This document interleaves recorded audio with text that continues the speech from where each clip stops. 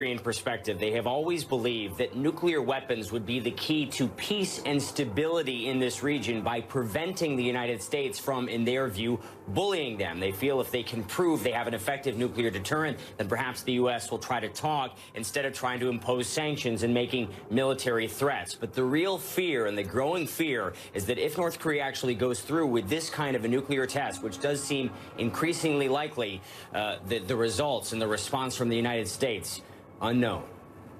No hollow threat. A senior North Korean official has warned the U.S. that it should take Pyongyang's threat of setting off a hydrogen bomb literally, telling CNN that the country has always backed its words with action. Referring to Foreign Minister Lee Yong-ho's remarks last month in New York, when he said the regime would set off an H-bomb in the Pacific, the official said Lee is very well aware of Kim Jong-un's intentions. The official also implied that diplomatic channels between the U.S. and North Korea are non-existent, despite U.S. Secretary of State Rex Tillerson's recent insistence that they are still open. He also said Washington is deeply mistaken if it thinks talking about a military option and even practicing such moves along with sanctions will lead to a diplomatic resolution.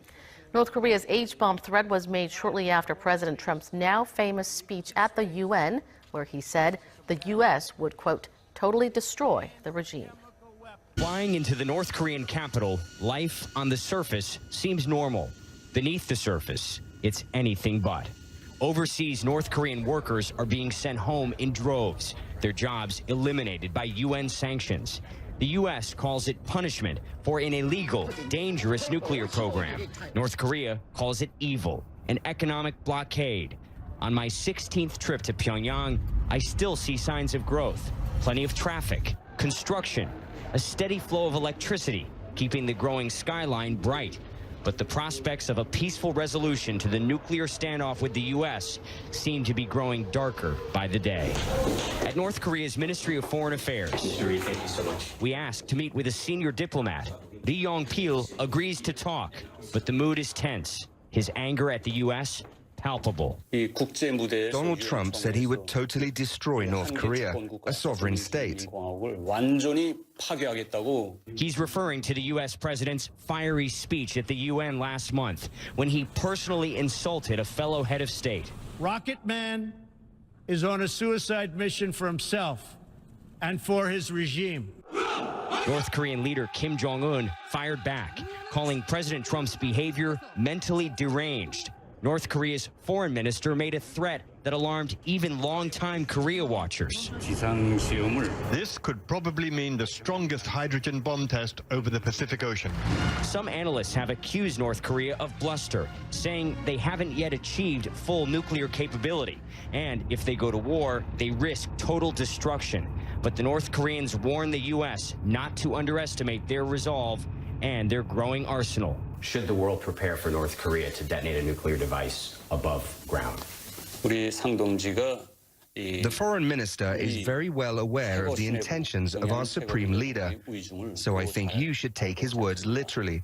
Let us begin with Washington's Defense Secretary's Seoul trip. Earlier, he visited the DMZ, where the nation is divided in two. Meeting his Korean counterpart, James Mattis placed extra emphasis on the importance of denuclearizing the out-of-control regime. Kim Hyun-bin has our top story. U.S. Secretary of Defense James Mattis arrived in Seoul early Friday for his second visit as Pentagon chief. Mattis toured the frontline units with his South Korean counterpart Song Yong-moo and gave a strong message towards North Korea. The U.S. general stressed that Washington's goal is to denuclearize the regime. Our goal is not war, but rather the complete, verifiable, and irreversible denuclearization of the Korean Peninsula. Defense Minister Song made similar comments, urging Pyongyang to give up its nuclear ambitions. I urge North Korea should halt its reckless provocations and come back to the negotiating table as soon as possible.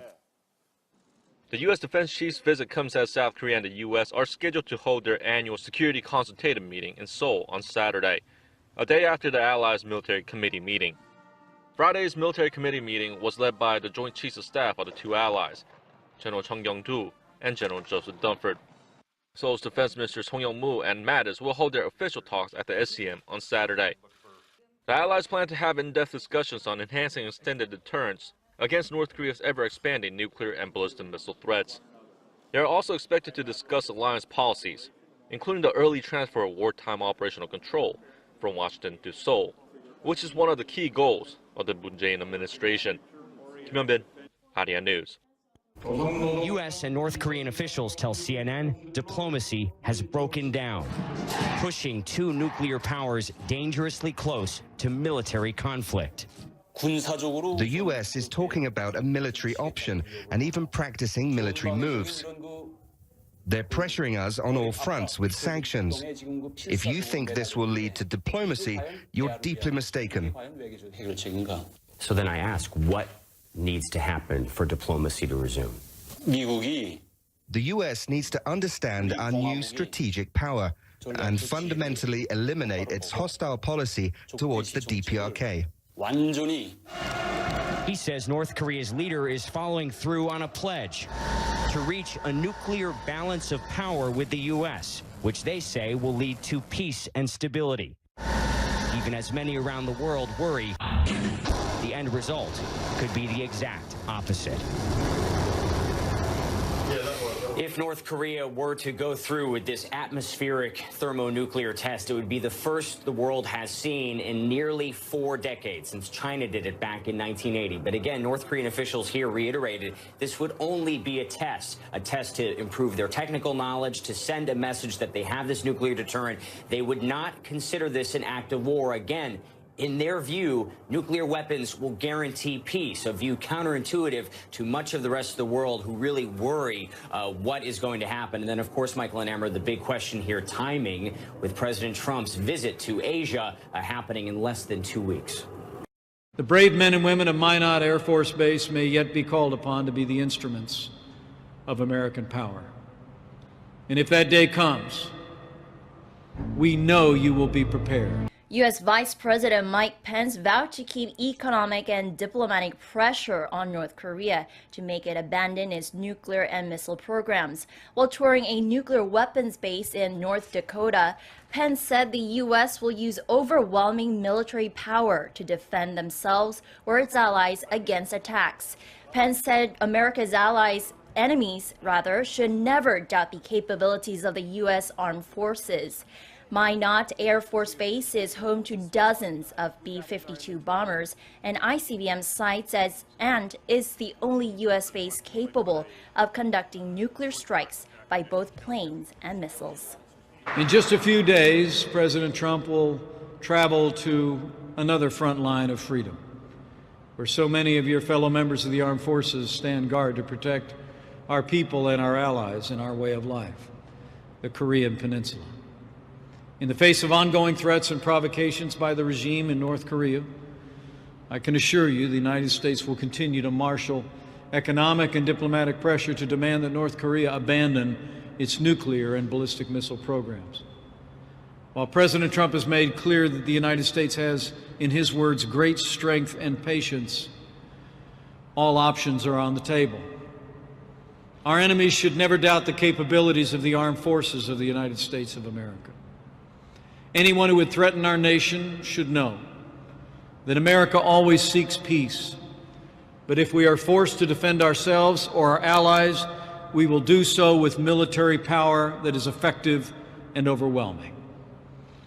And those gathered here at Minot Air Force Base will play a critical role again. Now more than ever, your Commander-in-Chief is depending on you to be ready. Stay sharp. Mind your mission and your airmen, and be that credible deterrent that has assured the security of the American people for generations. The brave men and women of Minot Air Force Base may yet be called upon to be the instruments of American power. And if that day comes, we know you will be prepared. Bully.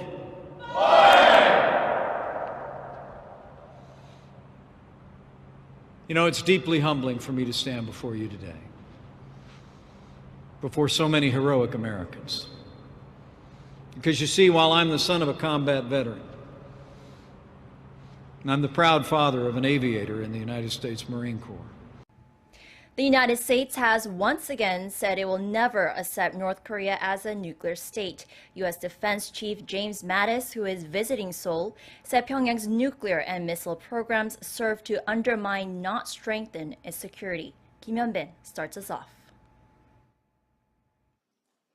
North Korea's nuclear and ballistic missile threats topped the agenda on Saturday at the annual 49th Security Consultative Meeting in Seoul. To better counter those threats, South Korea's Defense Minister Song Yong-moo and U.S. Defense Secretary James Mattis agreed to increase the deployment of U.S. strategic assets around the peninsula on a rotational basis and to enhance cooperation so Seoul can obtain and develop state-of-the-art military equipment. The two also shared views on the transfer of wartime operational control from Washington to Seoul, one of the key goals of the Moon Jae-in administration. Secretary Mattis and I agreed to consider the timing and conditions of a condition-based OPCON transition. We will continue to work, develop and refine plans on this issue in time for the next SCM. Mattis pulled no punches on North Korea, calling Pyongyang's nuclear weapons program illegal and unnecessary. He also stressed that Washington wants to find a diplomatic solution to the nuclear crisis, but military force remains an option, if need be. The United States does not accept a nuclear North Korea. Diplomacy remains our preferred course of action, but as I have repeatedly emphasized, our diplomats are most effective when backed by credible military force in this sort of situation. Mattis also took the opportunity to warn Pyongyang against the idea of ever trying to use its nuclear weapons offensively. Make no mistake, any attack on the United States or our allies will be defeated. Any use of nuclear weapons by the North will be met with a massive military response, effective and overwhelming. This year's Security Consultative Meeting marks the first since President Moon Jae-in and Donald Trump took office earlier this year. The 50th SCM will be held in Washington in 2018.